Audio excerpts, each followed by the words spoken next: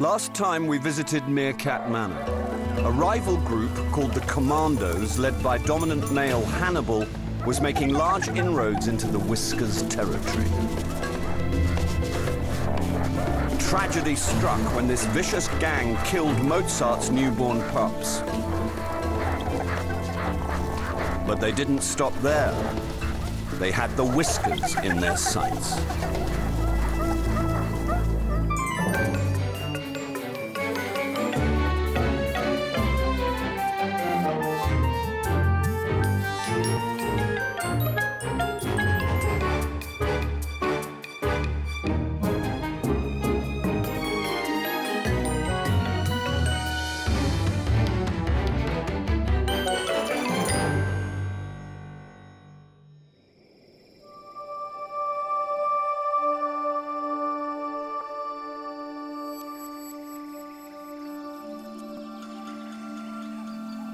It's winter in the Kalahari, 3 months since the Commandos raided Whiskers territory.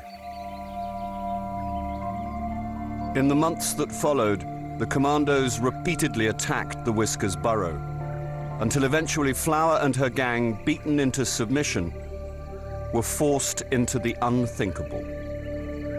They abandoned their manor. The open plains that make up the Whiskers' new territory may look peaceful, but nothing could be further from the truth. Rather than being the safe haven they needed, this area has put their very survival under threat. As their leader, it falls to Flower to pull the Whiskers through this, their darkest of times.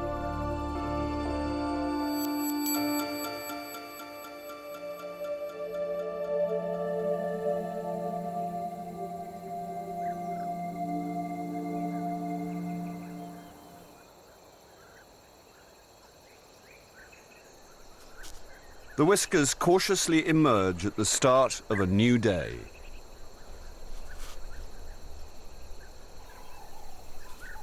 Once they're sure it's safe, they get down to a bit of housekeeping. As well as helping to keep the burrow complex clean and tidy, it also ensures a clear escape route in the event of an attack. With Flower's first litter of the year below ground, this work is treated seriously, and everyone pulls their weight. Well, almost everyone. Flower's partner and dominant male, Zaphod, makes a late appearance. Since his brother Usarian left for an extended roving trip, he's been taking it easy.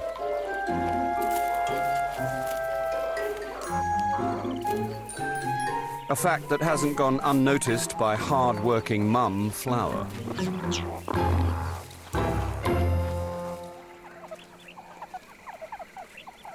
Once the entrances are cleared, Flower leads the group out for another hard day's foraging.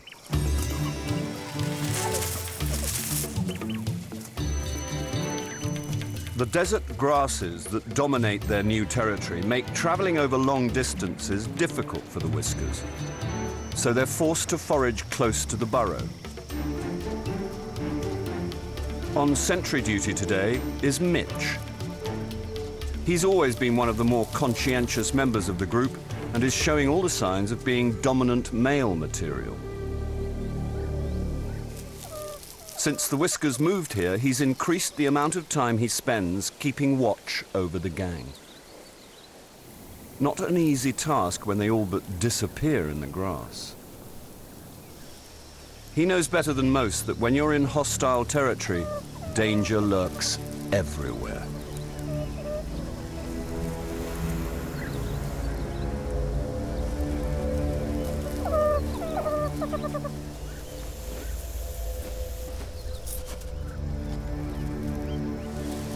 A Cape Cobra, one of the most venomous snakes in Africa.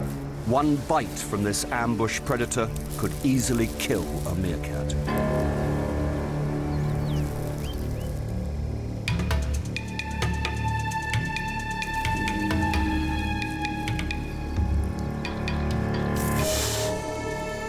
Cobra misses with its first strike.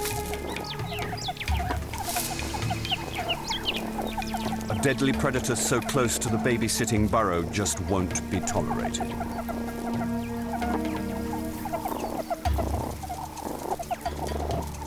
Working together, they surround the snake, bobbing their heads and using spit calls to intimidate and confuse it. Showing this united front is intended to force him to move elsewhere.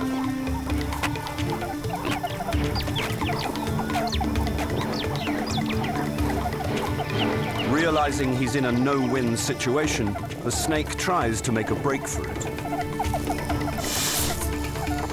But they haven't finished yet.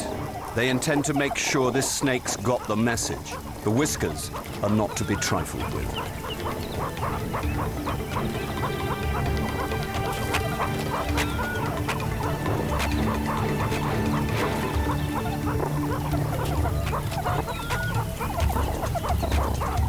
With their point made, the Whiskers depart, leaving the snake to go hungry. This time.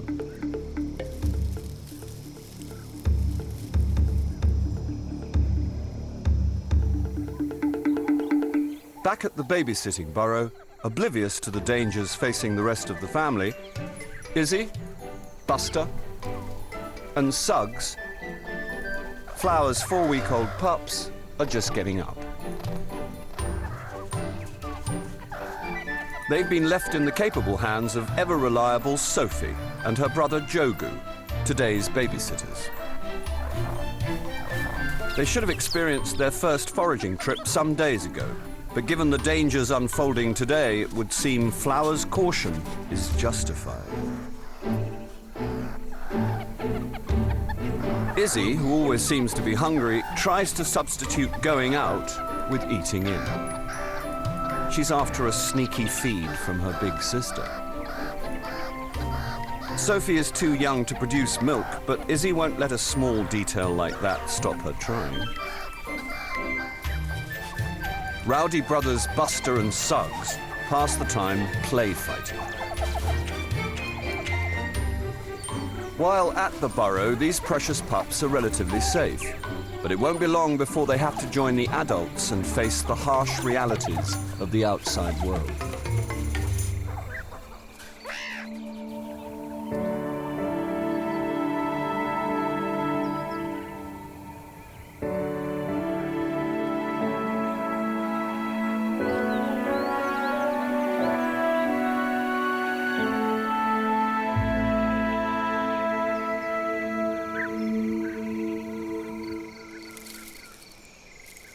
The Whiskers have been out for 3 hours trying to find food, with little success. Digging for grubs and insects isn't easy when you have to scratch your way through thick grass. Things are even harder for Flower. As long as she feels it's not safe for the pups to venture out, she'll have to keep providing milk for them. In the past, she could have relied on her daughter Mozart to help with the feeding, but she evicted her before the winter, and the group haven't seen her since. Scratching around in this impoverished landscape is an undignified come-down for the once mighty Whiskers. And with a Cape Cobra roaming near their burrow, this territory is no place to bring up kids.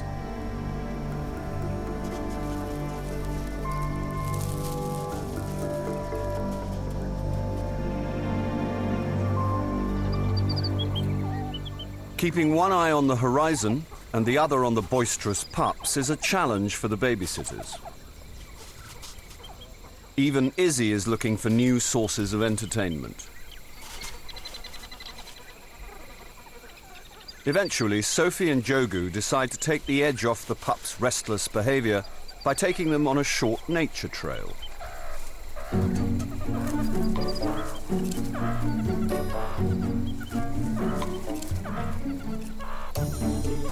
At first, all goes according to plan, but the infants soon break away from the grown-ups. An adventure playground is, after all, so much more fun than a walk in the park.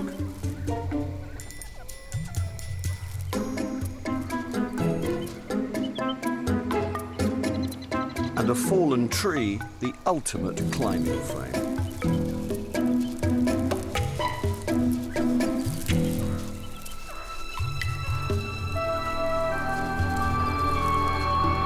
For Buster, the elevated view is mesmerizing. Until they're allowed to leave the burrow, he'll have to be satisfied with this tantalizing glimpse of what lies beyond.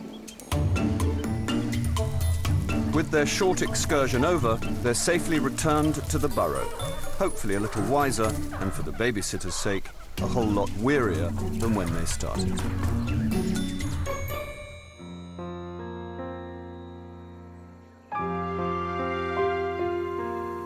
Shortly after midday, the rest of the Whiskers return from an unproductive morning's foraging.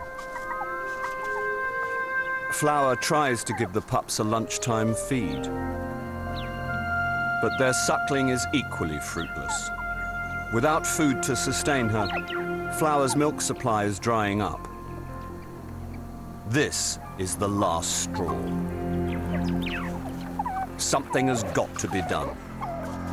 She immediately gathers up the pups and heads out into the bush.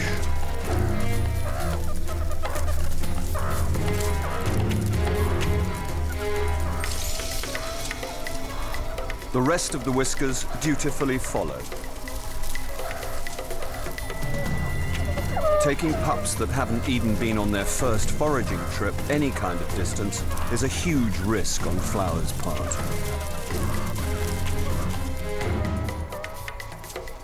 So that no one gets lost, she sends out lead calls for the group to follow.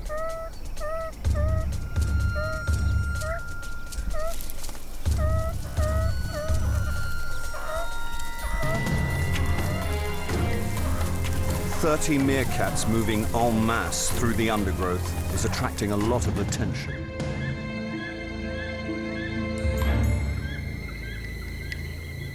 And now, having reached the edge of their territory, Flower wants the group to go even further.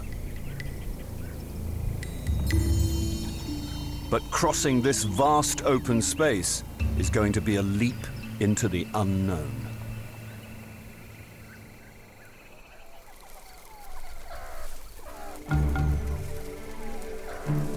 As the Whiskers cautiously pick their way through the undergrowth, everyone is becoming increasingly nervous.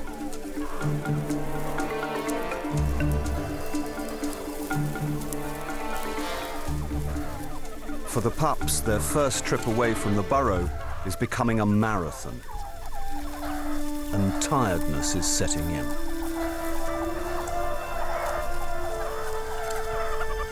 After a little encouragement from the adults, the Whiskers wagon train rolls on.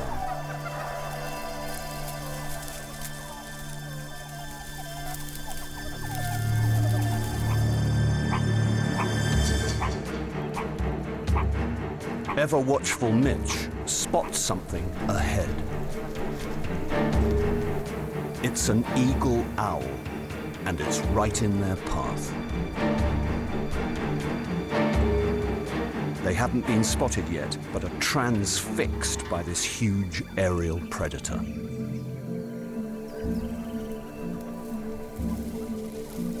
Before he gets a chance to catch them out in the open, they disappear into the long grass.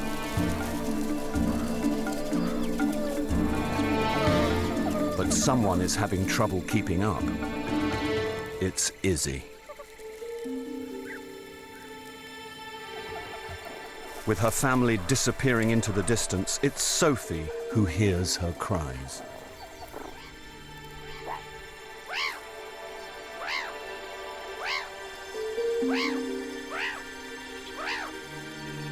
Risking her own life, Sophie rushes back to help.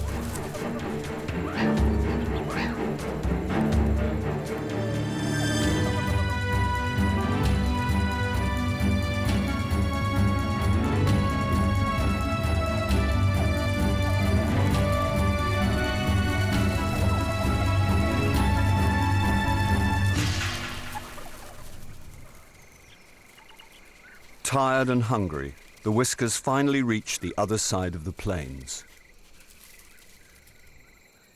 On top of the hill, Flower is greeted with the sight she has been searching for.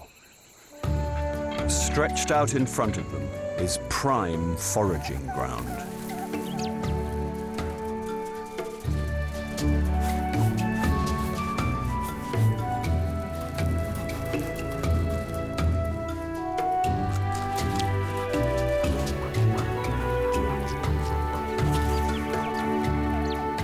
Izzy immediately gets down to some aggressive begging.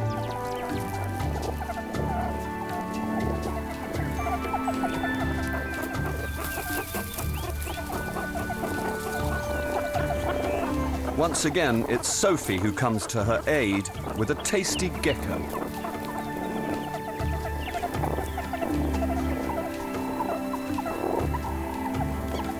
Flower is rewarded for her effort in finding this spot with a delicious millipede.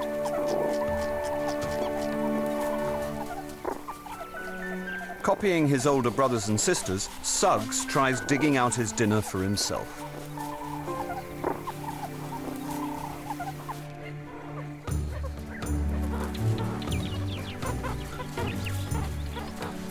He's soon rewarded for his efforts by Jogu, who brings him a tasty scorpion.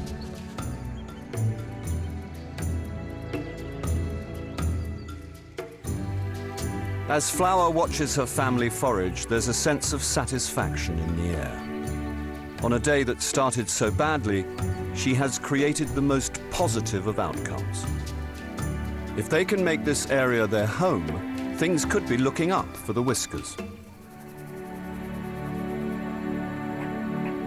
Suddenly, there's an alarm call.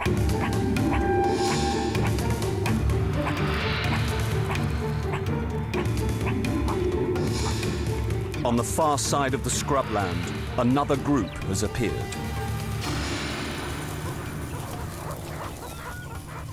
It's the Zapper group, rightful owners of this feeding ground. They're a feisty bunch and will fight to the last to keep hold of this valuable area. Frank, their large dominant male, is a veteran of disputes over land.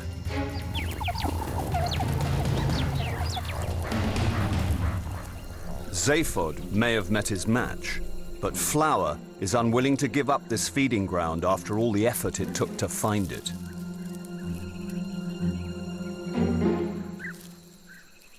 With both gangs squaring up to each other, Mitch, Jogu and Sophie lead the terrified pups back into the shelter of the long grass. With her pups out of harm's way, Flower can get down to business.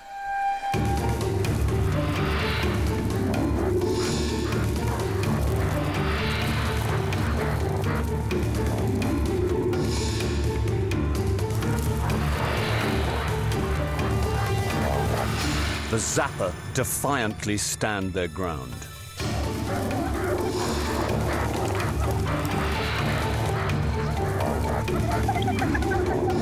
Faced with the full might of the Whiskers bearing down on them, Plan B is put into effect.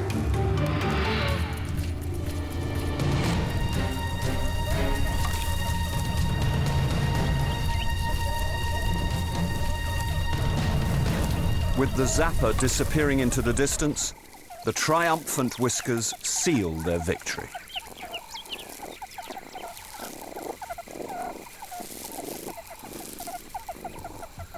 This win has expanded their territory, provided new foraging ground, and most importantly, Flower has sent out a message to her new neighbors.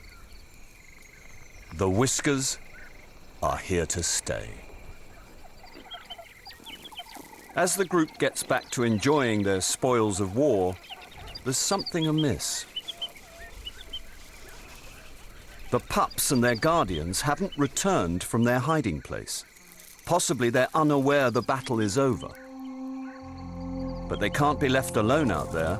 The Whiskers will have to cut short their celebratory meal and go back to find them.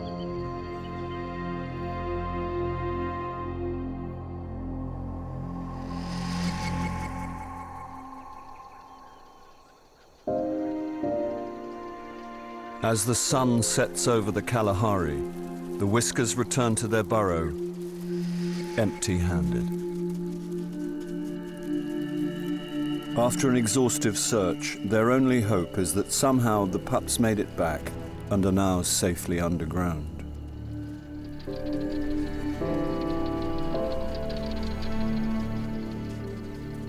Flower desperately searches the entrances, but there's no sign of them.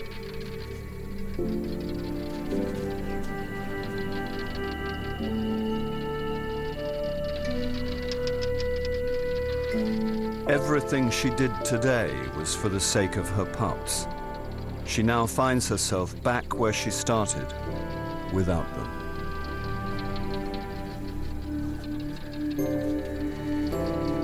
With the light fading fast, bringing with it the threat of nocturnal predators, it's too dangerous to go back out to look for the pups. All she can do now is wait till daybreak to find out their fate.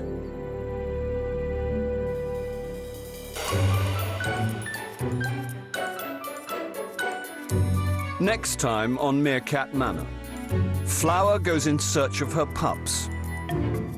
And she's back.